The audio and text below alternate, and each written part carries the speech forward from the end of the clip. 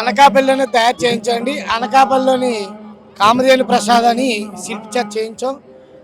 ఈ 126 అడుగులు కూడా ప్యూర్ మట్టితోనే 10 టన్నుల మట్టి, 90 టన్నుల కర్ర, సర్వే కర్రతో కూడా ఆ ఏటుకొప్ప వాళ్ళు కుర్రవాళ్ళచే కట్టించడం జరిగింది.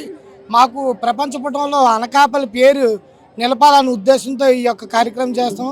చాలా ఆనందంగా ప్రజల స్పందన కూడా చాలా బాగా వచ్చింది. రిసీవ్ చేసుకుంటున్నారు.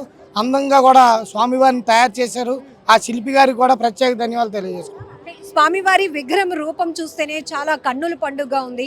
సో ప్రత్యేకంగా ఈ అలంకరణకి ఏమైనా పేరు పెట్టారా? 126 అడుగుల ఉన్నటువంటి గణనాథుడు. ఈ సంపద వినాయక ఉత్సవ కమిటీ అని పేరు పెట్టామండి. కానీ స్వామివారి లక్ష్మీ గణపతి అవతారం, లక్ష్మీ గణపతి అవతారంలో ప్రజలకి దర్శనమిస్తున్నాడండి. ఎన్ని రోజుల పాటు ఎన్టీఆర్ గ్రౌండ్స్ ఇలాగే కలకలలాడబోతోంది? ఉత్సవాలు ఎన్ని రోజులు జరుగుతాయి? ఇంత భారీ ఎత్తున తరలి వస్తున్న జనంతో పాటు ఏర్పాట్ల విషయంలో కూడా ఎలాంటి కేర్ తీసుకుంటారు? దూర ప్రాంతాల నుంచి వచ్చిన ప్రజలకు తగిన సౌకర్యాలు ఏర్పాటు చేసామండి.